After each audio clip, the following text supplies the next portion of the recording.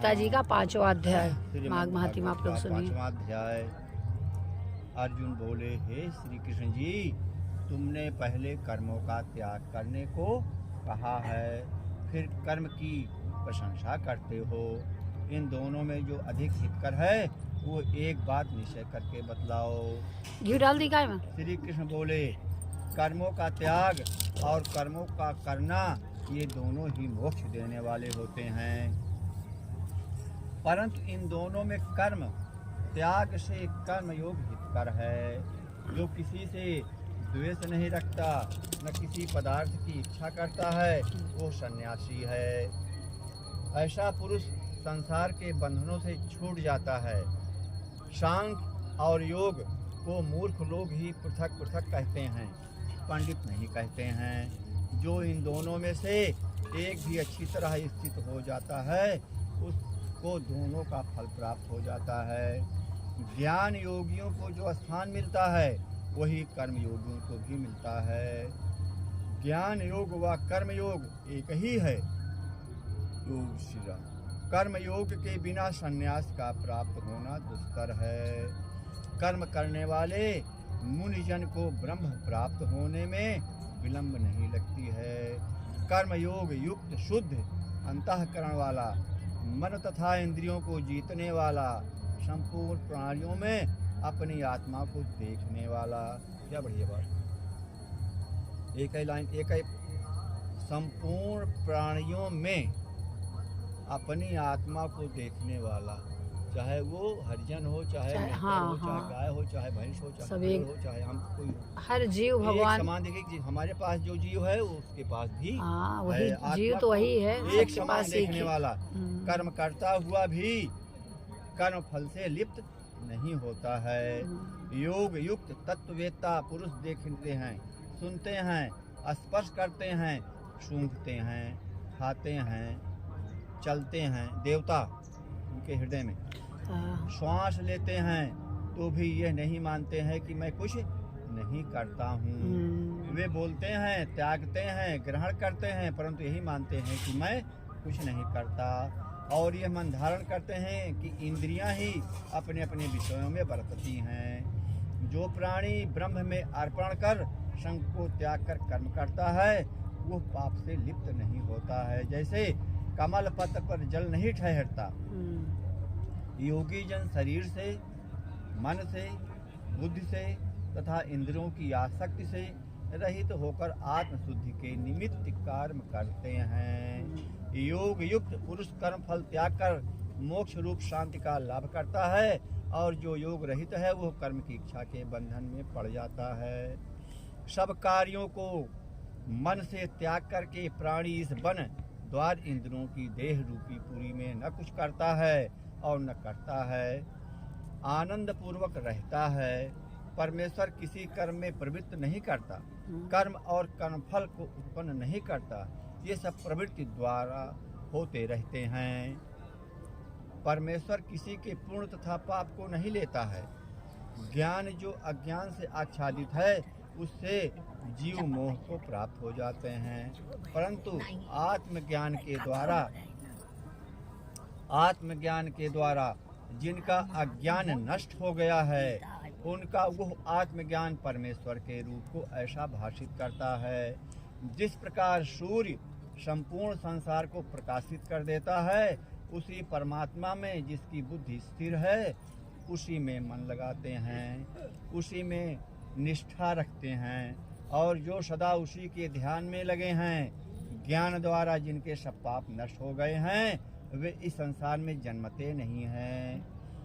विद्या और विनय से संपन्न ब्राह्मण में, गाय में, कुत्ता में, चांडाल में, चांडालों कहा गया ही मित्र चांडाल है, पंडित जन की दृष्टि समान रहती है। नहीं उनके बारे मीठी चाय बनाओ, उनके बारे नमकीन चाय बनाओ, नहीं, एक समान। किचन में तो कभी ऐसा करना भी नहीं चाहिए, कभी नहीं करना चाहिए। हाँ, जिनके मन में इस तरह की समानता उत्पन्न हो गई है, उन्होंने इस लोक में जन्म मरण रूप संसार को जीत लिया है। मैंने एक समान जिनको देख लिया है उनका उद्धार हो गया है, क्योंकि ब्रह्म निर्दोष और सर्वत्र समान है।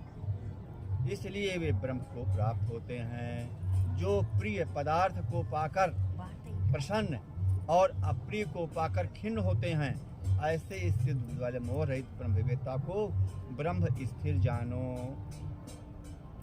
नमक कम है, मिर्चा नहीं है, मसाला कम है, इस तरह के जो भाव रखते हैं उनको भगवान नहीं प्राप्त होते हैं। उसमें ये नमक लिखा कम नहीं खा है, डालो। उसमें ये लिखा नहीं जय है। श्री राम का चाय पिलाओ। ऐसे स्थिर बुद्धि वाले मोह रहित ब्रह्मवेत्ता को ब्रह्म स्थिर जानो। बाहरी पदार्थों में जो चित्त को आसक्त नहीं होने देता, वही आत्म सुख का अनुभव करता है और ब्रह्म में अंतःकरण को मिला अक्षय सुख मोक्ष प्राप्त करता है। अर्थ न बताए नहीं, सब बिगड़ गई। वे इंद्रियों के स्पर्श से जो भोग देते हैं वे स्वतः दुखदायी होते हैं। उनका आदि भी है और अंत भी है। हे कौन्ते, ज्ञानी लोग ऐसे भोगों में रत नहीं होते हैं। शरीर छूटने के पहले जो मनुष्य काम और क्रोध के वेग को सहन करने में समर्थ होता है, मरते समय वृद्धावस्था में किसी काम की चिंता नहीं करनी चाहिए। वो काम पड़ा है, वो काम पड़ा है, उसको छोड़ देना चाहिए। क्रोध नहीं करना चाहिए। गर्म पानी नहीं लाए, ठंडा लाए, ऐसी कोई बात नहीं। वह योगी और सच्चा सुखी है। जो योगी आत्म सुख से सुखी, अंतरात्मा के आनंद से आनंदित है और अंतर ज्योत से ही प्रकाशित है, वह ब्रह्म रूप होकर ब्रह्म निर्वाण मोक्ष को प्राप्त होता है। पाप जिसके नष्ट हो गए हैं, कुबुद्धि दूर हो गई है, मन को जिन्होंने वश में कर लिया है, जीवात्मा का जो हित चाहते हैं, ऐसे योगी को ब्रह्म निर्वाण प्राप्त होता है। काम तथा क्रोध, हवन करियो। काम तथा क्रोध जिनमें नहीं है, मन के वेग को जिसने रोक लिया है, ऐसे आत्मज्ञानी योगियों को ब्रह्म निर्वाण सहज ही प्राप्त हो जाता है। बाहरी पदार्थों के संयोग से अलग रहकर दोनों भावों के बीच में दृष्टि लगाकर नासिका के भीतर चलने वाले प्राणापान वायु को सम करके इंद्रिया, मन और बुद्धि को वश में करके इच्छा, भय तथा क्रोध को त्याग मोक्ष की इच्छा करने वाले योगी जीवन मुक्त हो जाते हैं। जो मुझको सब यज्ञों और तपों का भोक्ता, संपूर्ण लोकों का स्वामी और सब प्राणियों का मित्र जानते हैं, उन्हीं को शांति प्राप्त होती है। इति श्रीमद्भागवत गीता संन्यास योगो नाम पंचमो अध्याय समाप्त। 5वां अध्याय हो गया गीता। बढ़िया महाराज, सुन लो इसे, सुन लो। गीता का 5वां अध्याय हो गया, श्रीमद् गीता 5वें अध्याय। उसका भगवान जी बोले, उसका हे लक्ष्मी, 5वें अध्याय का महत्व सुनो। 5वें अध्याय का महत्व। एक ब्राह्मण पिंगल नाम का अपने धर्म से भ्रष्ट हो गया था। वो कुसंग में बैठ मच्छी मांस खावे, मदिरा मांस करे, जुआ खेले। दैव योग से वो पिंगल एक राजा के यहाँ नौकर हो गया। राजा के पास और लोगों की चुगलियां करता था। जब बहुत दिन बीते तब वो धनवंत हो गया। तब उसने अपना विवाह कर लिया, परंतु स्त्री व्यभिचारिणी आई। वह स्त्री को मारता। उस स्त्री से दुखी होकर अपने पति को विष दे दिया। वह ब्राह्मण मर गया। उस ब्राह्मण ने गिद्ध का जन्म पाया। कुछ काल पीछे वो स्त्री भी मर गई। उसने तोते का जन्म पाया। तब वह एक तोते की स्त्री हुई। एक दिन उस तोती ने तोते से पूछा, हे तोते, तूने तोते का जन्म क्यों पाया? तोता बोला, हे तोती, मैं अपने पिछले जन्म की कथा सुनाता हूँ। मैं पिछले जन्म में ब्राह्मण था, अपने गुरु की बात नहीं मानता था। मुझको गुरुजी ने श्राप दे दिया, कहा जा तू तोते का जन्म पावे।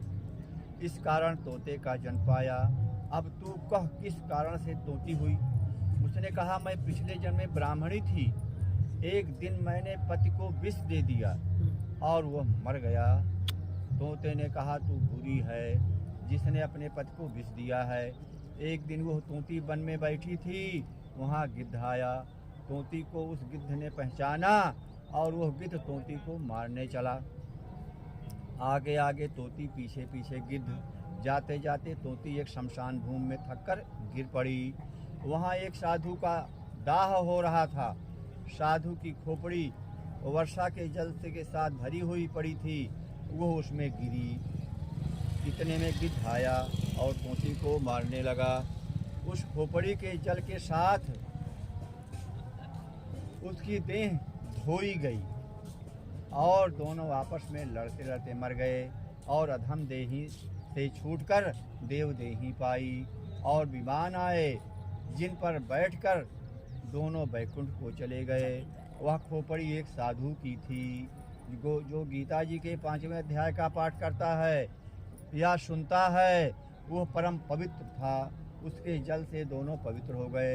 जो प्राणी श्री गंगा जी का स्नान करके श्री गीता जी का पाठ करते हैं, वह सुनते हैं, वो बैकुंठ हो जाते हैं। श्री कृष्णाय नमः। नमः। गीता जी भगवद गीता की जय। माघ महात्म्य की जय। गीता का अर्थ सहित आप लोग सुनिए।